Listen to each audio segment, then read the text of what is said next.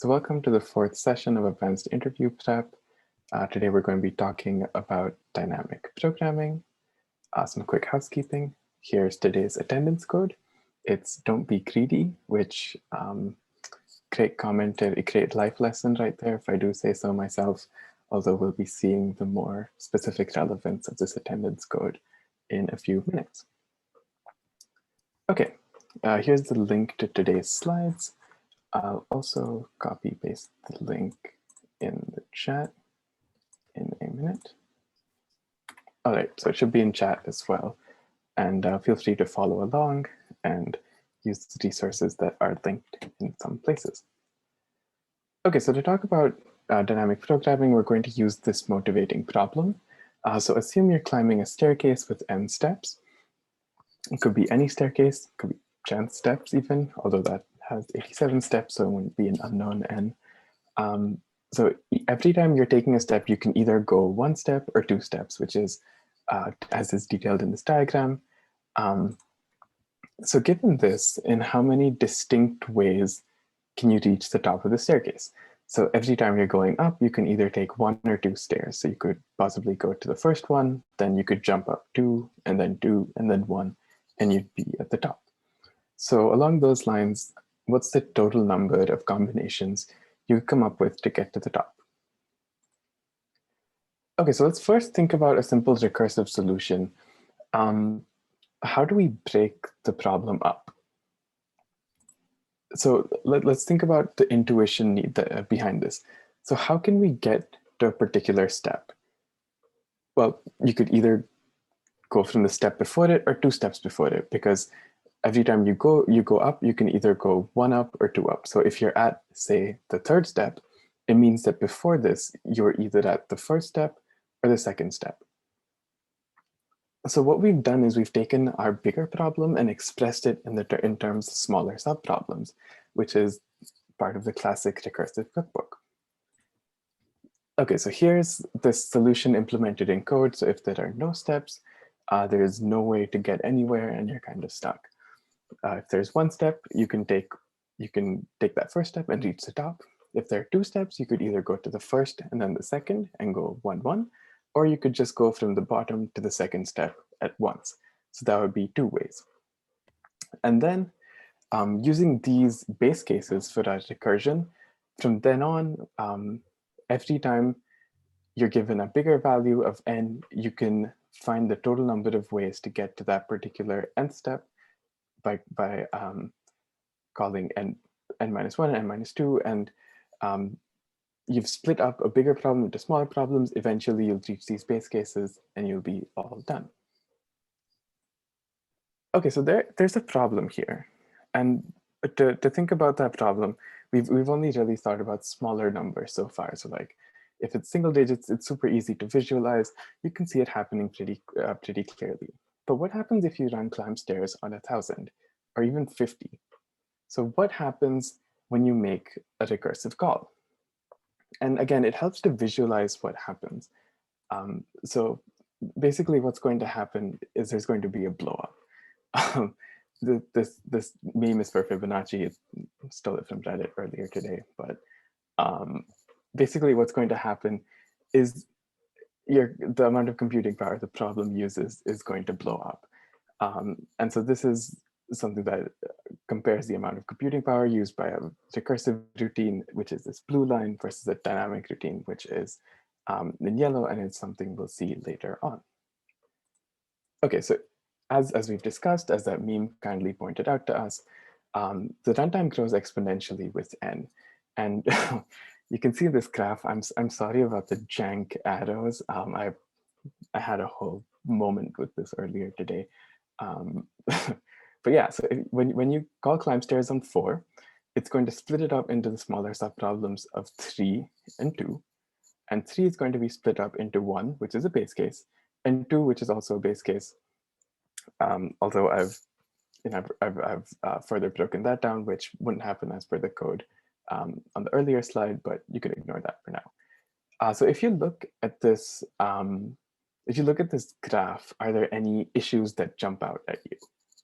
Any particular red flags or recursive flags, I guess, that stand out to you, feel free to unmute yourself or type it in the chat. Yeah, there are redundant calls. For example, Exactly. climb stairs 1 and climb stairs 2 is called multiple times. Exactly. Exactly. So we've just wasted a bunch of calculations. Like the code that we've written has been so kind as to give us climb stairs on 2, and we've just thrown it away and completely forgotten about it and just asked for it again on this recursive, on this part of this kind of computational call graph. So these repeated calls waste calculations, and they're also redundant, and they add to the runtime.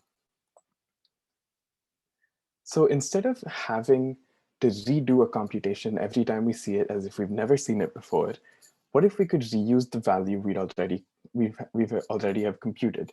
So that would save us an entire branch of computation. So if we see on this graph, imagine if by the time we got to this particular area, we already had the value stored for when you call climb stairs with 2. What you could simply do is you could just return without having to even enter this part of the tree. So that's called memoization. And in memoization, what you do is you maintain, you basically reuse values. So if you've seen a value before, you keep track of it somewhere, and so you don't keep throwing things away. So this solution uses memoization. We declare an array called memo. So what we do is we're given n, we set our 2 base cases, 0 and 1. And then for every other value, we set -1, and then we call our memoized routine. And what that's going to do is it's going to calculate, it's going to see, this is our base case, so if n is less than or equal to 0. Otherwise, what it's going to do is it's going to see if we've already identified a value, in which case it wouldn't be -1, so we just return that value. Otherwise, it's going to recursively determine that value. Okay, so this is definitely a start. And now we don't reuse values as such. We don't redo redundant computations. But have we gotten rid of all the overhead with recursion? And again, feel free to hop on the chat or unmute yourself. Have we gotten rid of the recursive overhead of having all those function calls?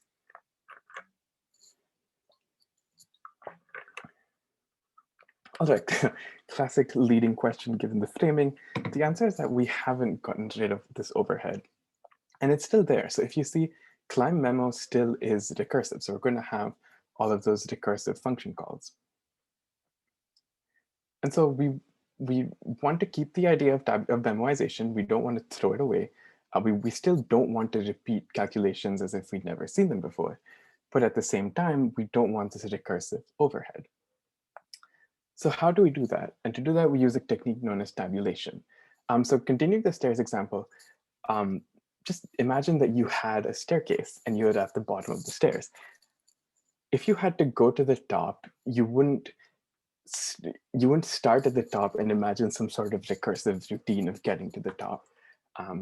Unless you do actually, in which case I guess power to you, but you probably wouldn't need to take a programming interview crash course if you're a computer already, so whatever. But the point is that intuitively, the idea of tabulation follows from just basically how we think. So you want to build up the solutions. So you start at the bottom and you want to start climbing up. So what you do is you start off with your 2 base cases, and then you think about your next thing. So okay, so my base cases are 0 and 1. So then given those 2 values, how do I get 2?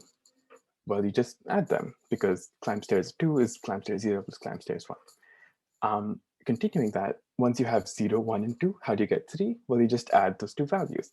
And you kind of keep going on until you reach the desired value. And so what this does is it keeps track of previous computations, because we're going to keep an array of values, as we'd seen. But now, instead of those recursive function calls where we keep recursively adding function frames onto our stack, what we do is we can kind of just parcel all of that and stick it in a loop. And so here's what climbing stairs would look like with tabulation. we build up our values and return it at the end. Here so what we have is, I'm going to call the number of ways to getting to the nth step num ways. Here's a cheeky initialization with 0, 1, and 2. And then for numbers 3 and on, this may, okay, for numbers 3 and on, you keep pushing back the two values that the sum of the two values that came before, because once again, remember, you can reach a particular step from either one step before it or two steps before it. Okay, so that is our first ever kind of dynamic programming example. And what we've done is we've started off with a recursive idea. So we've said, okay, given a particular problem, how do I break it up into smaller subproblems? So we've taken that relation, that recurrence relation or recursive relation, we've come up with a recursive idea, and then we said, okay, this isn't the best we can do. The best solution we could do probably keeps track of previous values and builds them up in some sort of maybe using a loop or whatever, a table or something like that. But we've built up our table of values as opposed to kind of recursively doing that and wasting a bunch of computations. So dynamic programming in a nutshell, how do you live to be 100? You live to be 99 and then be very careful. So the recurrence relation here would be like live to n would be live to n minus 1 plus like careful of n minus 1 or something like that. Again, meme taken from Reddit. Okay, so that was the first kind of intro to dynamic programming from recursion. Are there any questions, either about just like any of the motivation behind what we did or why it's good? Feel free to unmute yourself or type it in the chat. Yeah, I have 3 questions if you don't mind. Oh yeah, sure.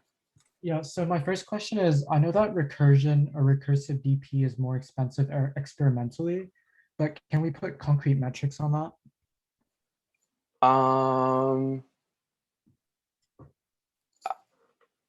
As of like, have I put concrete metrics on it? Not really, but I think in general, recursion is more expensive than it like loops. Although I can't speak definitively on that. There's still like optimizations you can make to recursion. Like I think a lot of programming languages use tailed recursion to make that more optimal. But yeah, I think in general, like just anecdotally, I can tell you that using recursion, a lot of stuff I've done has like timed out or whatever.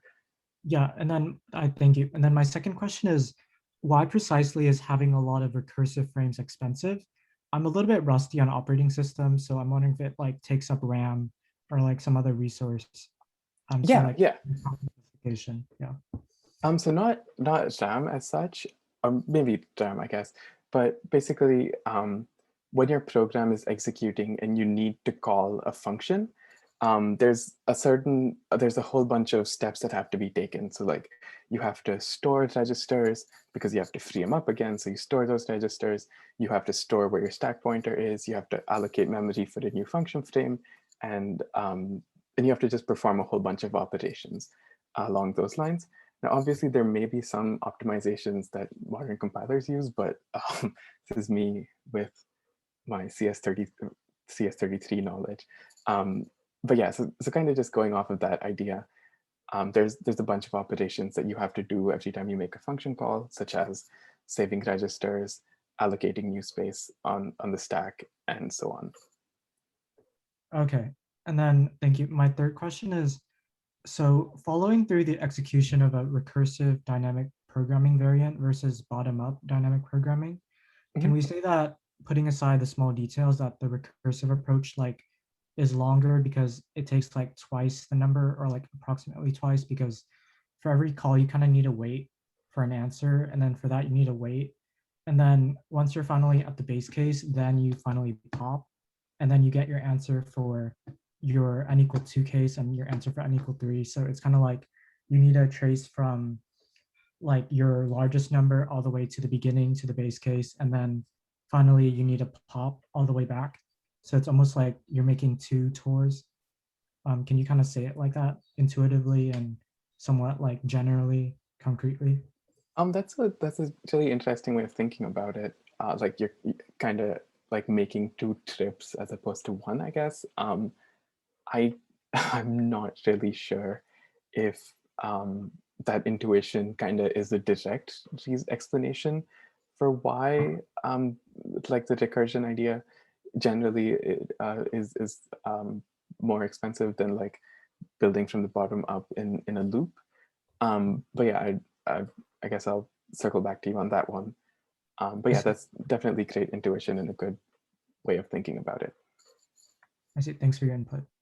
Sweet. Alrighty. So that's, I guess, our first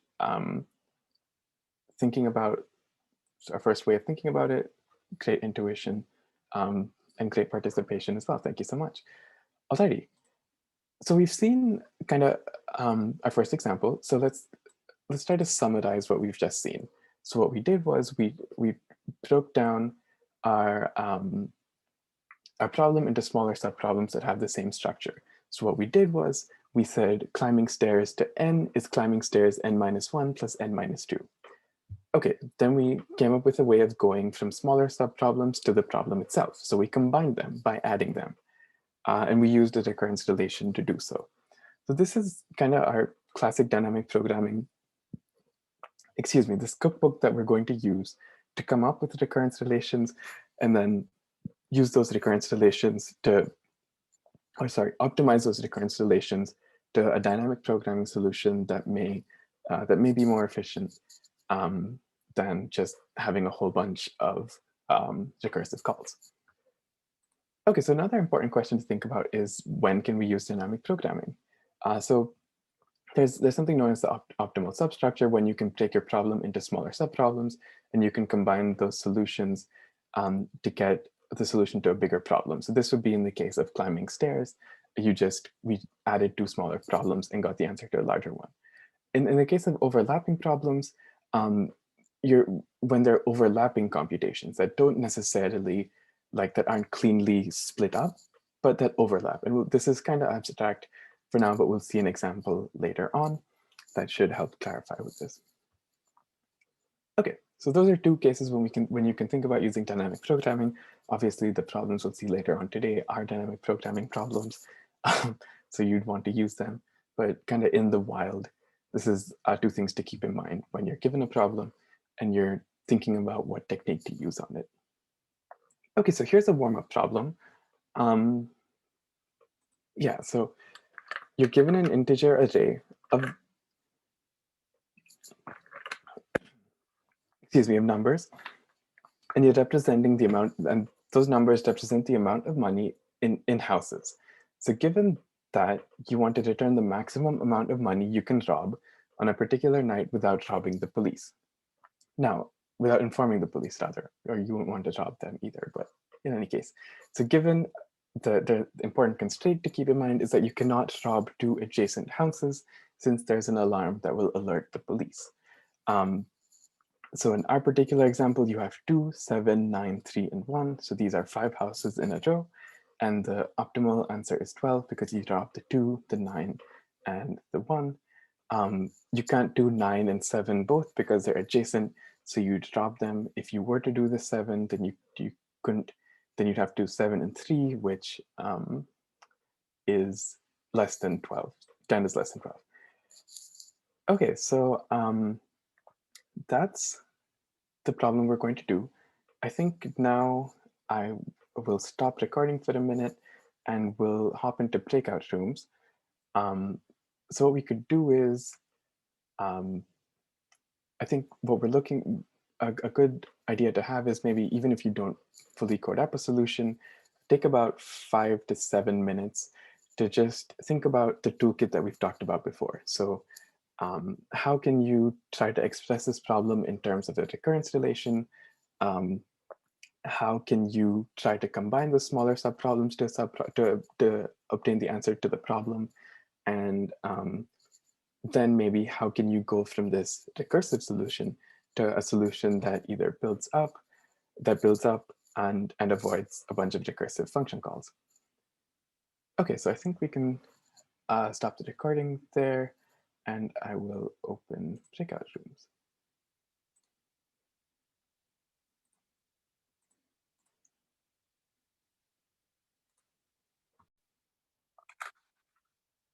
Sweet. Alrighty. So hopefully we've all stared at this problem for a few minutes, taken the time to maybe think about that recursive solution, and then jumping on to a more efficient dynamic programming solution. Although before we do actually get into that, as always, it's a great practice to ask any clarifying questions or assumptions you may have to make about this problem to your interviewer. So that being said, does anyone have any questions or assumptions that they'd like to clarify before we get started?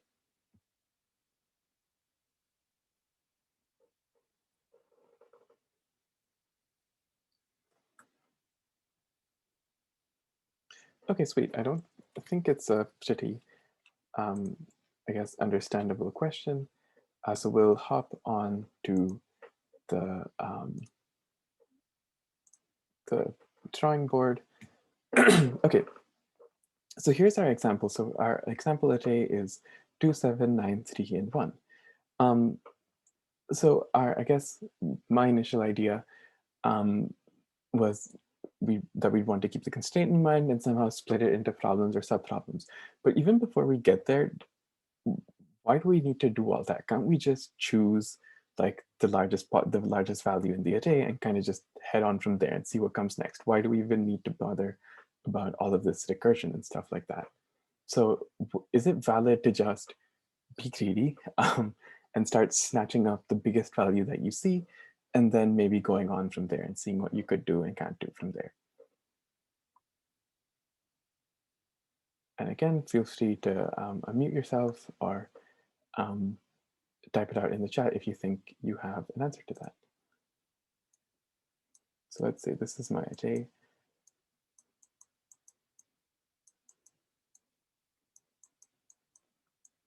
Okay. So I'll answer that real quick. So given that there is this constraint that you can't rob two adjacent houses, it's not always the case that the largest single value in your array is going to feature in your optimal solution. In this case, it does, but if you think about a quick counterexample, you could say maybe something like this: an array that's like 6, 15, and 10. So in this case, if you drop the 15, you can't do either of these and you're stuck with 15.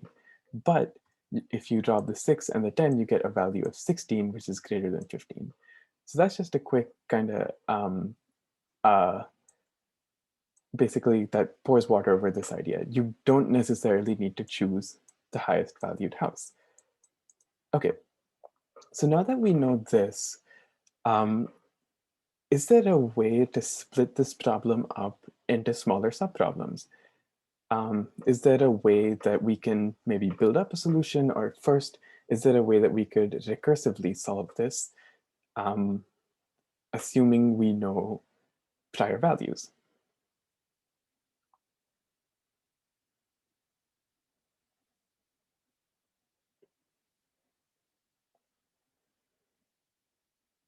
Okay, yeah. Justin, do you want to talk about, do you want to further expand on that idea of like what a recursive solution might look like?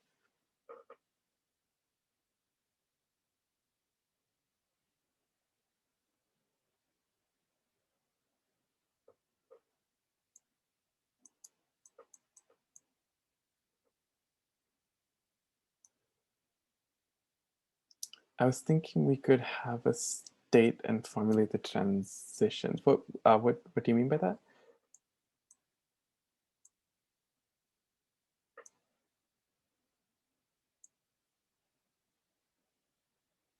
Okay, okay.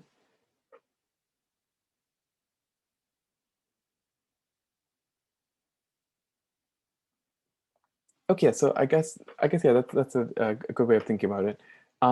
So let's say let's first abstract away the idea of even having to do the recursive call, or even yeah. So let's say we have some sort of like magic value.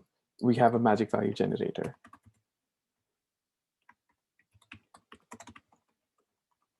So given so let's say we're at an n, we can get the highest possible value of robbing all the houses before this n.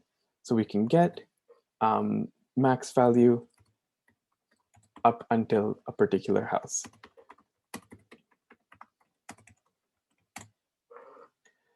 Okay, so let's say we know we have some sort of, let's say someone can tell us the value of robbing each and every house up until a particular house that we're at.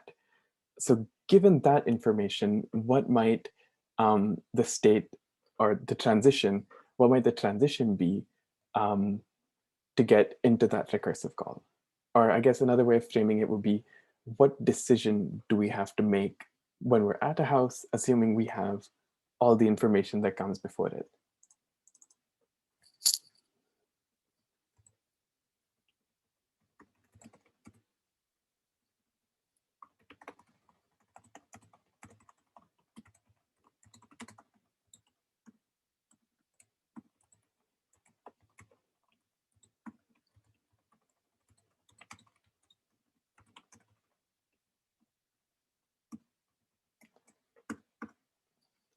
Okay, so assuming that we can get the answer for everything up until where we are, if we're at a particular house, we only have to decide, well, do we want to rob this or not?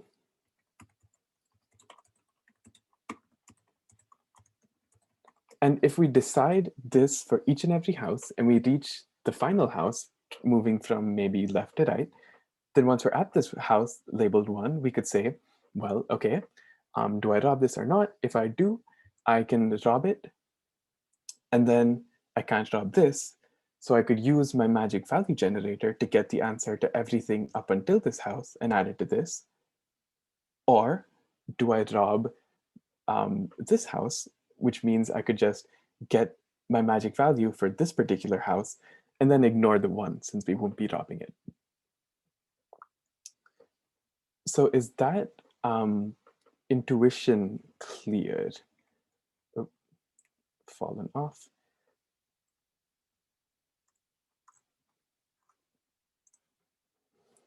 So if we do rob a particular house, we can't rob the house that's immediately before it, but we can rob the houses that start at 2 before. So if we do rob a house, can't rob immediately before.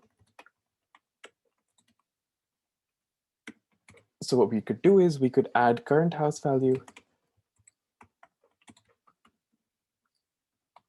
to n minus 2, to the n minus 2th house. And we want to compare that to if we don't rob.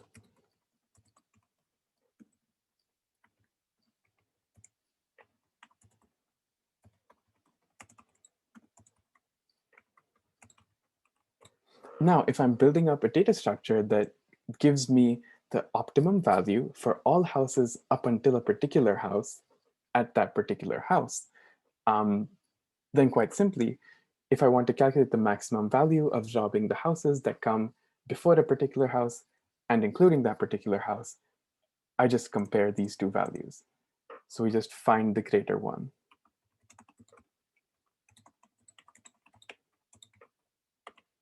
And set it.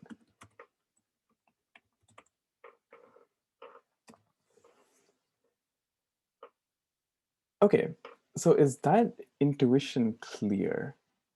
Do people, are there any clarifications? Does anyone want any clarification as to, I guess, any idea throughout this process? Otherwise, I think I'll start coding it up.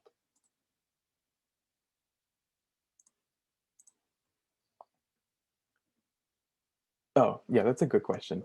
So what I mean by value up until the house, value up until and including a house, I should maybe have been a little more clear about that. So let's say we're building up this, let's say we have a new array called val or a rob or something like that. And our initial array was 27931.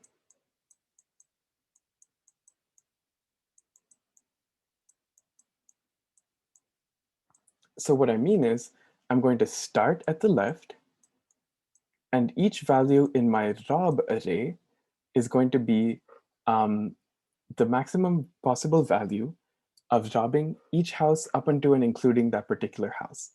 So at rob sub 0, I'm going to just assume this part of the array. And I'm going to say, so there's only this house. What's the biggest possible value I can get of robbing the houses up to and including the first house? And in this case, there's only this 2, so it would just be 2. Now, if for my second case, I'm going to consider the array that is the first 2 elements. So for the array 2, 7. Now my decision here is, well, if I rob this house, I can't rob this. If I rob this one, I can't rob this. So I want to compare 2 and 7. Obviously, 7 is greater than 2, so that would be 7 here.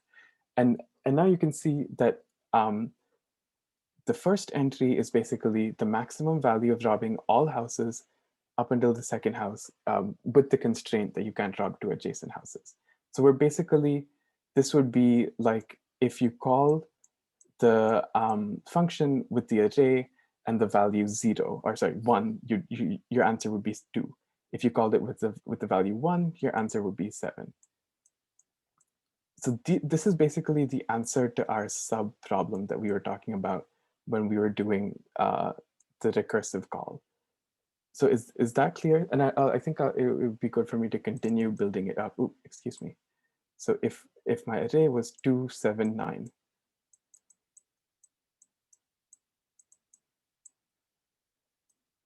so it's basically the best answer up until the last house. Yes, that's a much better way of putting it. It's the best answer, or it's the most optimal answer, but it's up to and including. So when our array has 3 elements, 2, 7, and 9, the optimal answer is 2 and 9, which is 11. That's greater than 7. So here would be 11. And so on when it's 2, 7, 9, 3. Well, you could either do 11 or you could do 10, 11 greater than 10. So you do 11. And then again, when you're at this 1 at the very end, so you'd say, okay, well, I could either do 1 plus 11, which is 12, or 11. 12 is greater than 11, so it's 12. So best answer for house 1 up until the last house, assuming we take the last house. Yes, that is the correct intuition to understand, and we're going to store those values in this array called rob. Okay, so again, thank you so much for that clarification. I think that probably helped. It definitely helped me better explain what I was doing. So again, thank you very much for asking that. And so was this process of building up the array rob clear to everyone? This is basically our so-called dynamic programming memoized array that we built up using tabulation.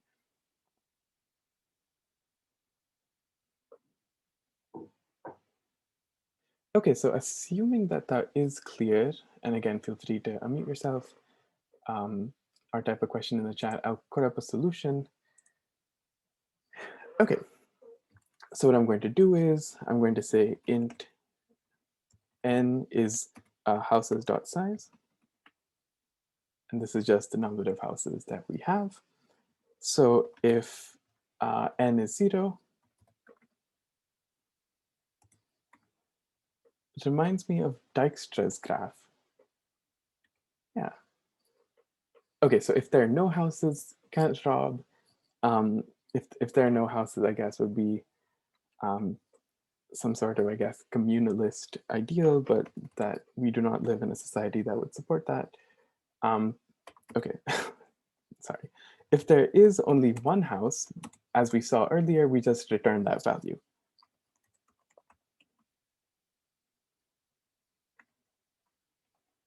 And if there was 2 houses, we return the max of the first 2 houses.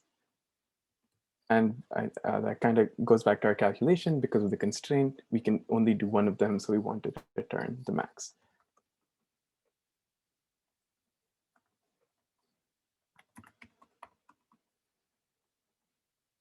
Okay, and as I type this out, I realize that these may not even be necessary, but in any case. So now we'll declare that vector that we talked about and that we kind of built up manually. We're going to call it rob. It's going to have n entries. Each of those n entries will initially be set to 0. I'm going to say rob sub 0 is houses sub 0. Yeah, there's a bit of redundancy going on here, so we could probably figure out a way to clean this up. Rob sub 1 is houses sub 1. The max of houses sub 0 and houses sub 1.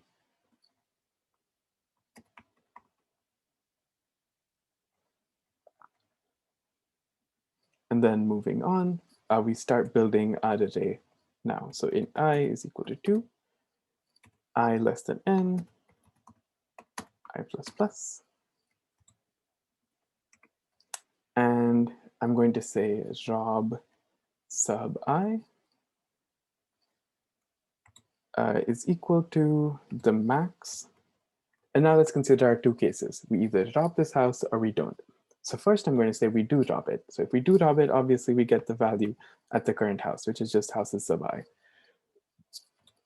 Plus the optimal answer for the house that is 2 before this one, since we can't do the house that's immediately before it because that's the constraint, we'll trip the alarm and we'll be busted. So plus rob sub I minus 2,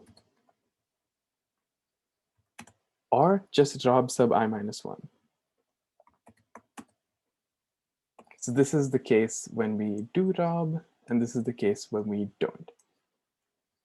And at the end, I'm just going to return rob sub n minus 1, the final value, the optimal solution at the final house.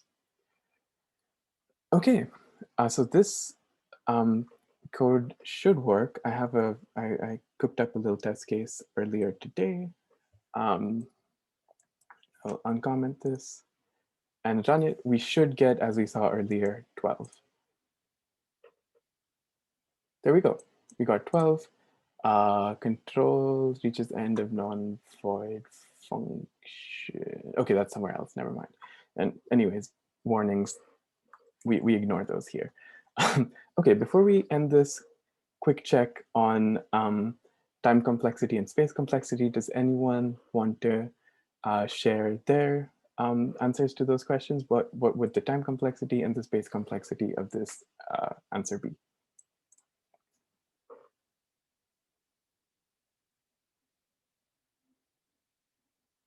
Oh, sweet, the warning's fixed. Thank you.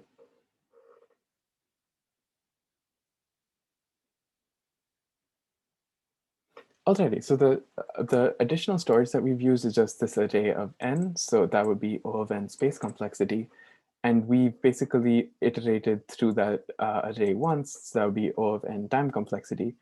Now you might say, hold on, isn't this some sort of function call here that's going to add recursive calls to the stack? And this is where dynamic programming, memoization, tabulation are so useful because we have this pre-computed table. All of these are just O of 1 lookups in an array or a vector instead of being recursive function calls. Okay, so that's that for this question. I'll hand it back to Katie. We were slated for a break, but I think we'll blast through and maybe we'll see how we're doing on time after this problem. I kind of Yeah, for sure. a bit. Before we move on to the next question, we're going to quickly poll on how you found that previous question, just so we can calibrate level of difficulty.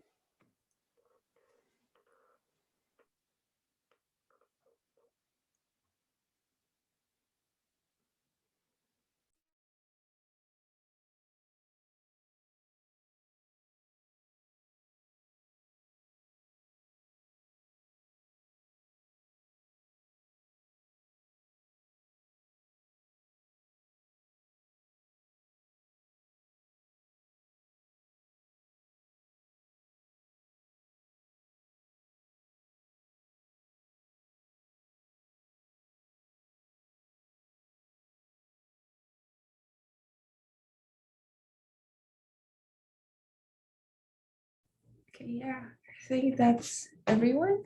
Let's do another question.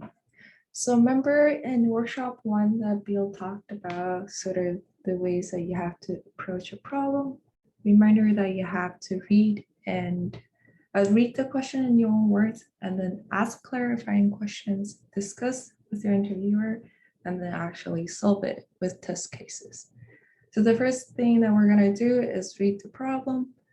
Basically, it says that we have a message containing basically a map from A to Z. A maps to 1, where A maps to 1 and Z to 26. Everything in between, you can kind of guess it. So given a string, we have to return the maximum number of strings that it can be decoded into, meaning that we have a string of integers and we have to return them the number of combinations that we can decode the string. So an example, let's look at examples. Oh, well, we can first ask clarifying questions. So the first question that you might have is it guaranteed that we will have a string of numbers? Answer is yes. So basically we won't have characters, we won't have size, so no negative, no decimals, so integers, that's good. But then you might ask, well, is 0 a valid input? Because 0 is, our mapping goes from 1 to 26. So obviously 0 is not valid in our mapping, but it might appear in our string, right? So that's something you have to check. And then according to your interviewer, it might be in the string or it may not. But so it's basically something you would have to check.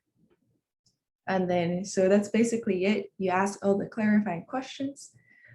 It's a string of ints and you have to do something about it to return the maximum number of ways it could be decoded.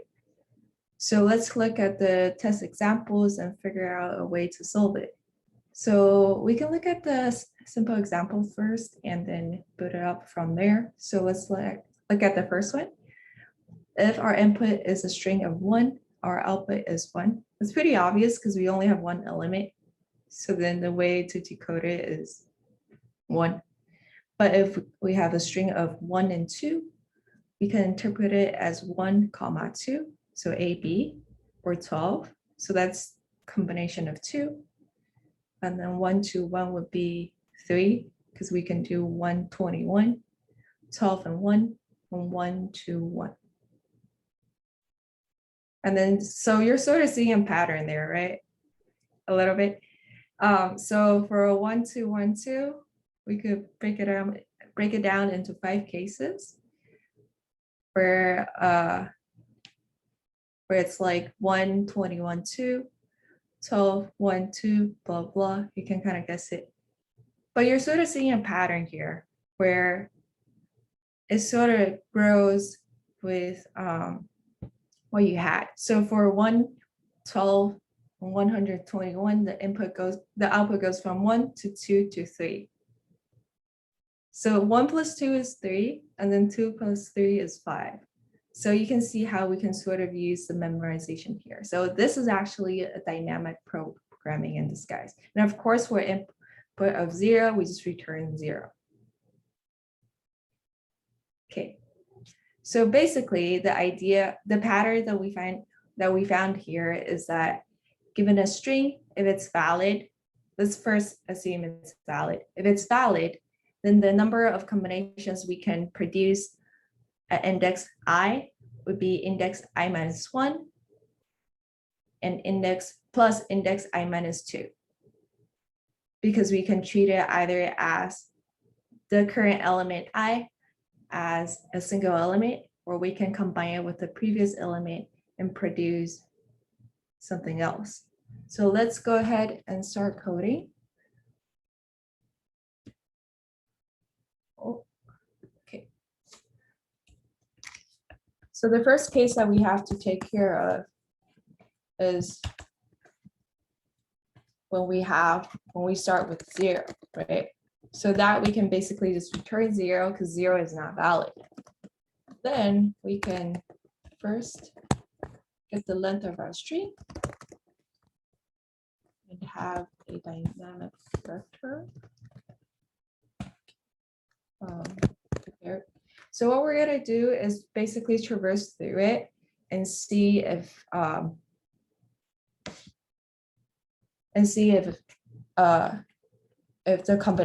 the cases work, right? So then the first case at index 0, it would be valid if it's a non-zero number. So that's our initialization. And then we can basically traverse through the loop.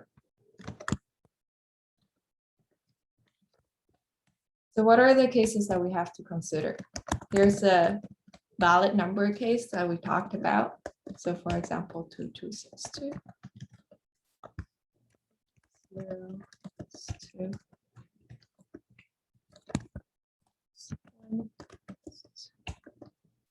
2, 2, blah, blah. You can kind of follow that.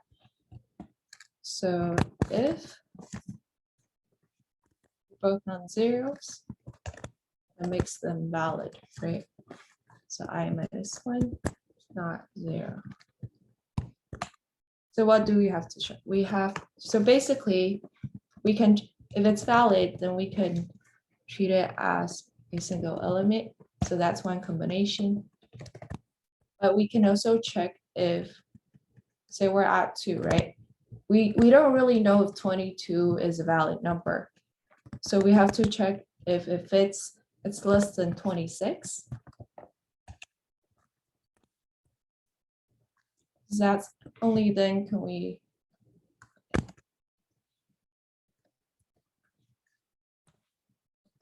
consider the I minus 2 cases, right? But we can only consider that if our index is above 2. So that's another thing we have to check.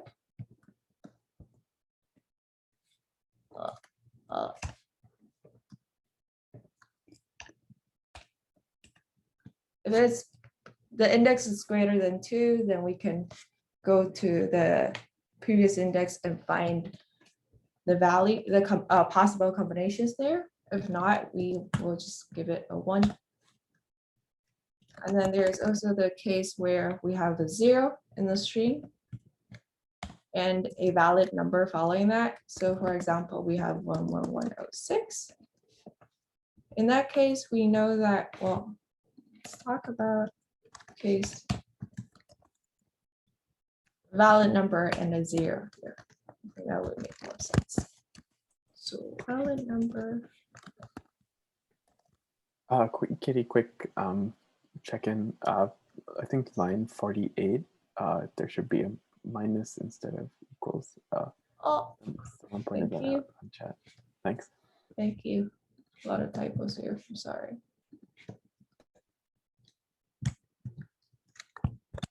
Okay, so in this case, we know that because it goes from 1 to 26.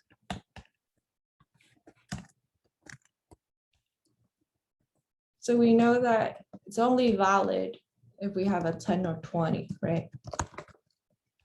Everything else is not valid.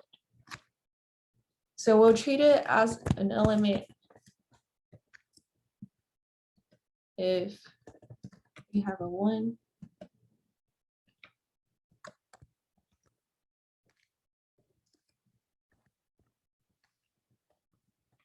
Or a 2 in front of it. Then we will again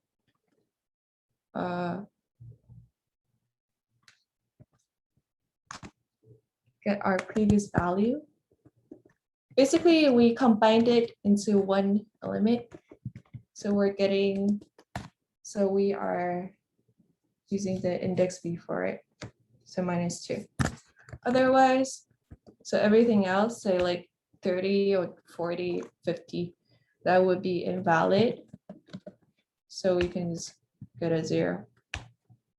So since we have that case checked out, I'm too lazy to type and just copy it. We can also have a case where we have a 0 in front of it, right? In that case, well, since we sort of have that element fixed, then we don't really have to care about this case. It's basically the one before it, because this one is valid. And we can't really have this case. We don't really need to check where the combination is less than 27 because a 0 cannot be a leading number. Recall from here. Okay. Otherwise, another case that we might have is if we have multiple zeros in our string, then in that case, our DP is just 0 for that element. Because I think of somewhere. Yeah.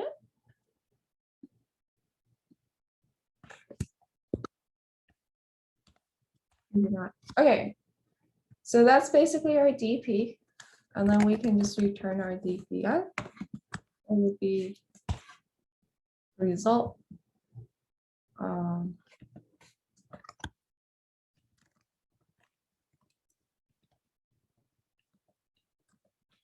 So we can go back to our test. So basically we can test it.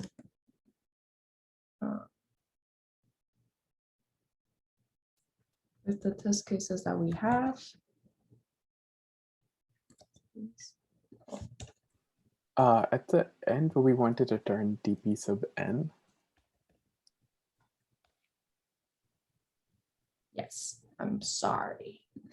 I -1 because our index starts at 0, but good catch. Oh yeah. So the test cases that we have, let's run it. So that's what we should be getting, right? This is what we talked about. 12 should return 2 because we can have 1, 2, and 2, and 12. So that's 2. And then 0 is 0. 0, 6 is still 0 because we started 0 is a leading number, and that's not good.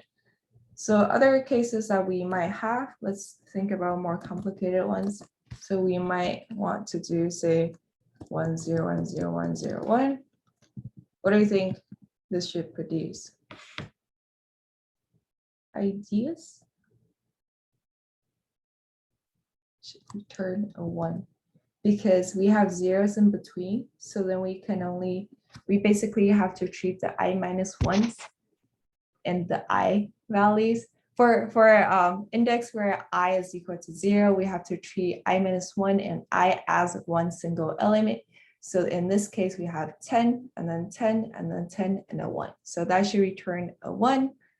And then if we have multiple zeros, so just adding a 0 here, this should return a 0 because double 0 would make it an invalid number because we can't, if we have 10 here, then we have a 1 here, and that's not valid. We can't have 100. And if we have 1 here, we have double 0 here, and that's also invalid. So let's test this out.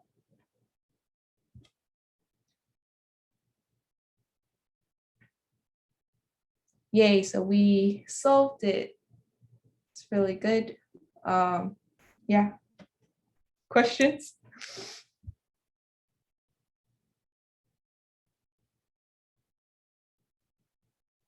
No? Okay, I'll give it back to Origin. Before we move on though, let's do a quick poll.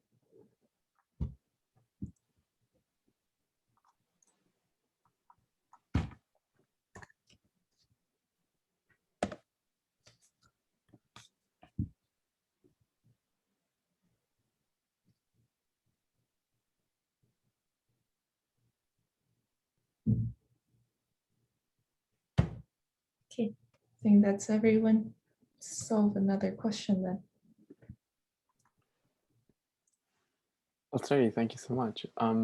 So we are okay-ish on time, I guess. Worst case, we'll just go over the intuition and the idea and then leave coding as an exercise, but we should be good. Okay, so this problem is called edit distance. It's also called, I think, Levenstein distance or something like that, if you want to read about it on Wikipedia. It's super applicable use, super important to calculation. Okay, so assume you're given two strings A and B. You want to find the minimum number of required operations to convert string A into string B. And now there are 3 permitted operations you can use. You can either insert a character, delete a character, or replace a character. So if you're given the input horse and you want to transform it into the word rose, you could do this in 3 operations because you modify the H into an R, so that's a replace. You keep the O as it is. You delete the R, so that's the delete, that's our second operation. You keep the S as it is, and then you delete the E. And that's how you make horse into rose. Okay, is that kind of basic premise setup, is that clear to everyone? As always, feel free to unmute yourself and we can think about that. We can discuss any questions you may have. Okay, so let's go to edit distance and we'll do some, I guess, housekeeping real quick. And we'll think about some substring intuition, but before we get there, are there any assumptions, clarifying questions, anything anyone wants to ask about the problem itself?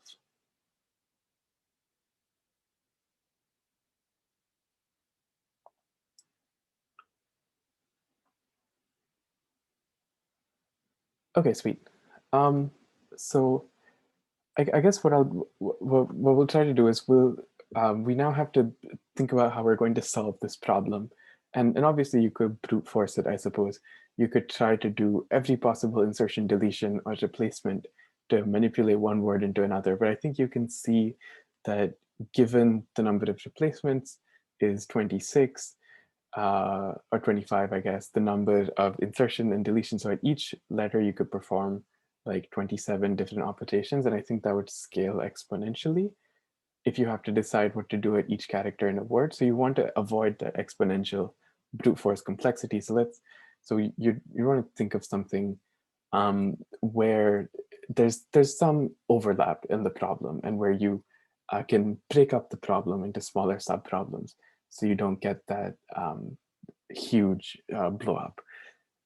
So thinking along those lines, do people have any ideas as to how we could break up this problem potentially? Again, if think about maybe terms of like a black box or something like that. Let's say we had a black box that solved the problem basically for a substring of a word. How could we use that black box solution? How could we combine it to build up a solution, break up problems into smaller subproblems?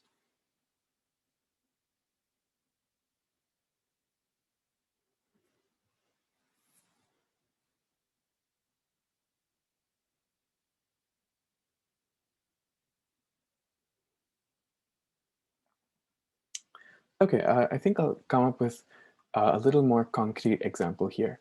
Let's say I have the word hoss and the word rose. And let's say that I'm given a magical black box or something like that, and I've said, I can tell you the value of the edit distance between 2 substrings of a string. So keeping that in mind, how can I use that black box answer, which we'll come to in a minute, how can I use that black box answer to build up a solution even more?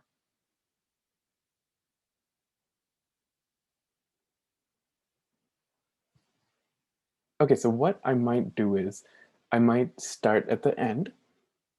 So I'm going to say, okay, this is a hoss and this is a rose. So given a hoss and a rose, what's the secret sauce? Um, so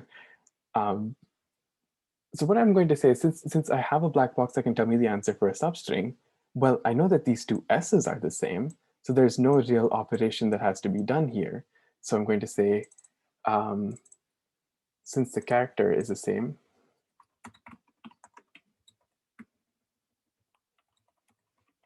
and if character is different.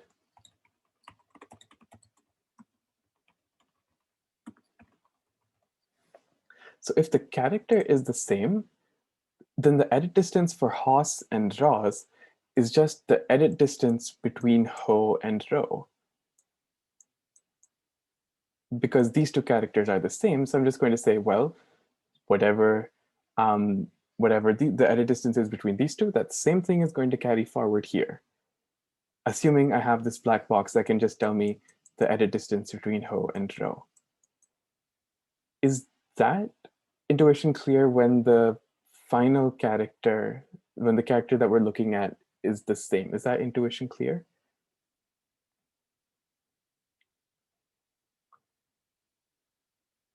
Okay, so now we'll think of the slightly more involved case in which the two aren't the same.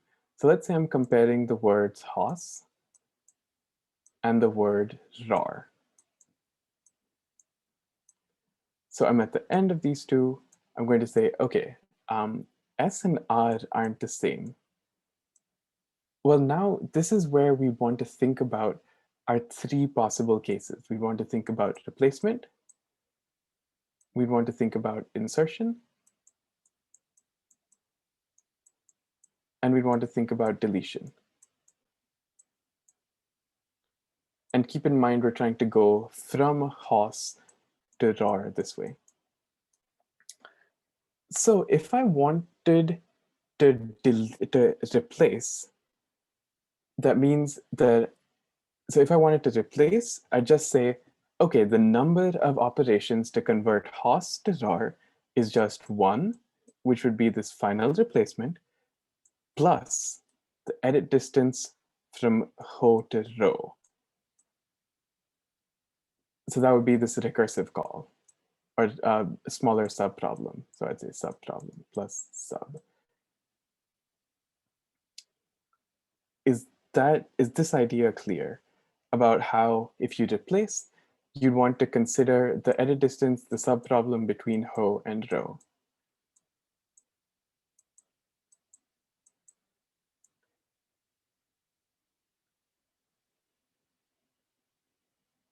So similarly, if I'm at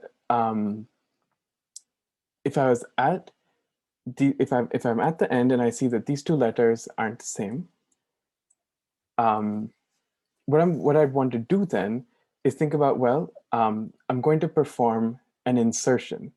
But if I'm at the third letter and I start inserting something, I'm going to fall off, basically. So what you want to say is, if you perform an insertion, then the edit distance is going to be 1 plus the sub of RAR of rho and H, because we're going to be performing that insertion, and so we want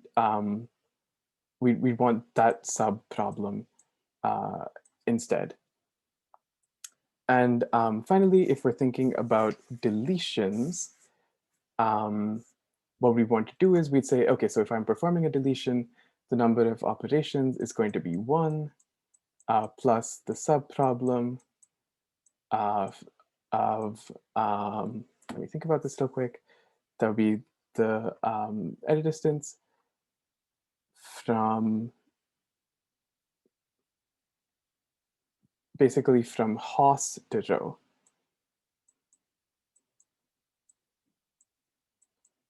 Because we're performing a deletion, so we want to make sure that there's this extra character that we consider before we delete. Okay, so is that clear? And if it's not, I think it may be clearer if we start building up an example. So what I'm going to do is, I think we've seen this kind of recursive idea, and we now want to build up our tabular form, basically. So if I'm given two strings, I want to build up this table where I can perform lookups, these sub lookups that I've called.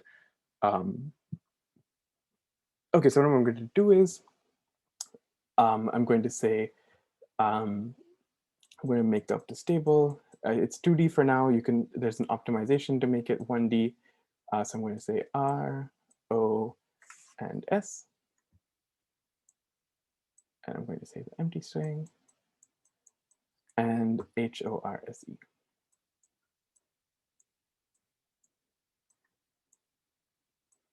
Okay, so first of all, an important question to ask is why are we considering the empty string? And that's because you can do deletions and insertions.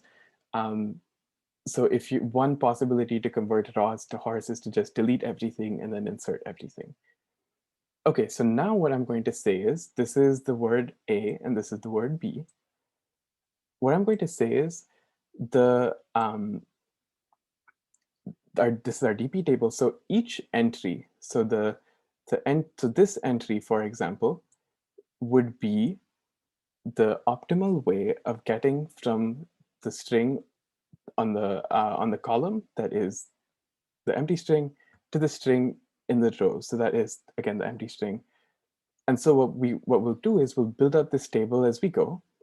And eventually we want to get here. We want to get from the string horse to the string raws. And so this final answer over here is what we're going to build up to. So is that clear? Is like the idea behind having this table clear, and is like what the table stands for clear? As we've done in the two previous problems, we're just storing the optimal solutions as we go in this table. And so each little entry in this table is going to be an optimal solution for a subproblem where the origin string is given in the column and I guess the destination string is given over here. Okay, so now just a few more base cases before we actually get into the recursive case. To go from empty string to empty string, it's just 0 operations, there's nothing. To go from H to the empty string is a deletion, 1 operation. To go from HO to the empty string is 2 operations, deletions, and so on. We build up this first row. And similarly, if I'm given the empty string and my destination string is R, I need to do 1 operation, which is inserting R. If my string is RO, 2 operations, inserting RO. And similarly, for the S, that would be 3. Okay, so now we've built out our base cases. Are those base cases clear to everyone? I think as we build up this table, like the intuition that we discussed earlier will also be a little more clear. Okay, so now what I'm going to say is, well, I want to convert the string H into the string R. That's what this entry is going to mean in my table. And I want to do so in an optimal manner. So how can I do that? Well, I could do an insertion. And what an insertion would mean is I take the empty string and I just insert an R. So that would be kind of moving along in this direction. And so what that would do is we take a value that's present here and we'd add 1 to that. So that would be 2, because what you'd have to do is you'd have to delete the H and insert the R. Now, alternatively, I could just perform a replacement, and I could just replace the H with an R, and that would be 0 plus 1, which would be 1. And now given an H to go to an R, you can't really do any deletion, but in any case, if you were to say perform deletion and insertion, again, that would be 2 operations. So now since I want to consider the optimal answer, basically, we want to consider the minimum of these 3. And so the optimal way of getting from H to R is just 1 operation that is a replacement. And that's also the case since the two characters that we're comparing aren't equal. And again, there's going to be a little more, we're going to see a case where they are equal in a little bit. Okay, so now let's say we want to go from the string H to the string RO. That's what this entry here would signify. Well, I could perform, I could either perform 2 deletions and then an insertion, or sorry, and a deletion and then 2 insertions, a replacement and an insertion, which would be 2 operations, or again, kind of an insertion and then deletion, which would be 3 operations, or sorry, 2 operations. And so again, we're going to see the optimal answer would just be to replace and then perform, to replace the h with an r and then an insertion, which would be 2 operations. And similarly, this value would be 3, because to get from h to ROS, the optimal way is to delete the h, or sorry, replace the h and then insert an O and S. Okay, so now we're going to consider this element. And what this is basically going from the string, we're going from the string HO to the string R. And what's the optimal number of operations in which we could do that? It's basically deletion and a replacement, which would be kind of, which would be 2 operations. You can see that we're either adding we wanted to take, the pattern that we're going to follow is we're going to take the minimum of basically this +1, this +1, and this +1. And we're going to fill in the minimum here. And that's going to tell us the minimum number of operations required to get to a particular cell. Now what we're going to do is we're going to find our first case where 2 things are actually equal. So to get from HO to RO, the minimum number of operations is just, since these 2 are equal, we just look at the minimum number of operations to get from H to R, which is this entry. So that's just going to be this 1. Okay, so that table filling again is a lot, but up until this point, at least, is it clear to people, or is there any cell that I can re-explain? We're kind of running low on time, so I think I might just finish off with this and then really jump through the coding part of it. But is this overview clear to everyone?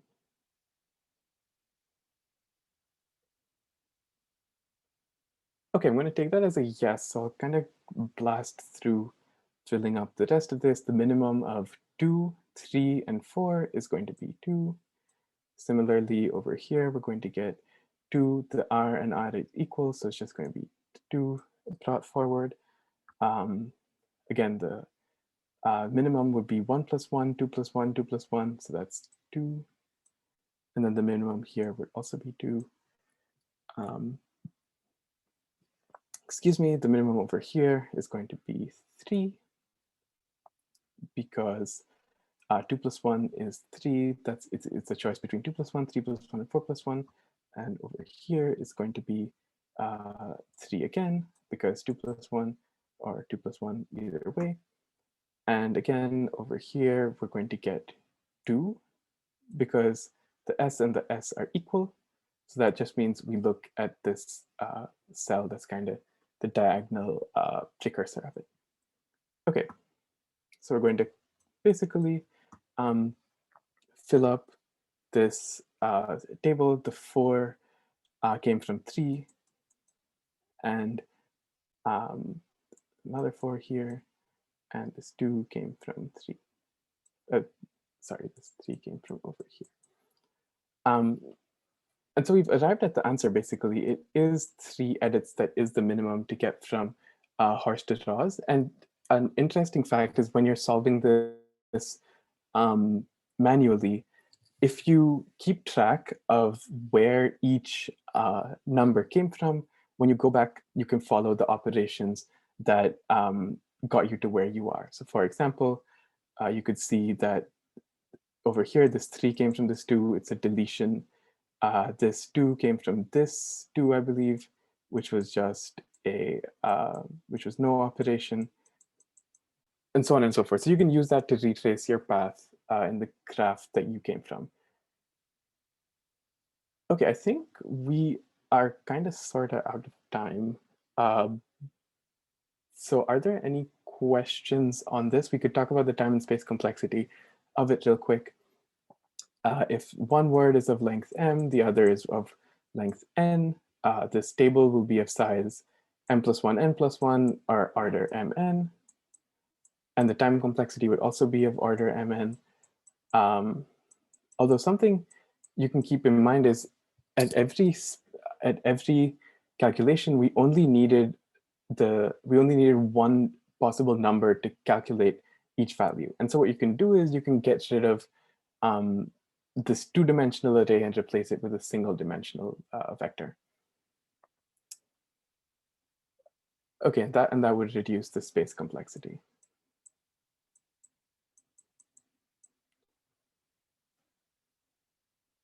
Okay, I think that leaves us with a couple of minutes for questions and the like.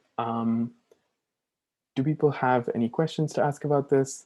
This is quite, the edit distance is super important, super useful, super interesting as well. So feel free to read up about it on Wikipedia or your source, your favorite source of online information.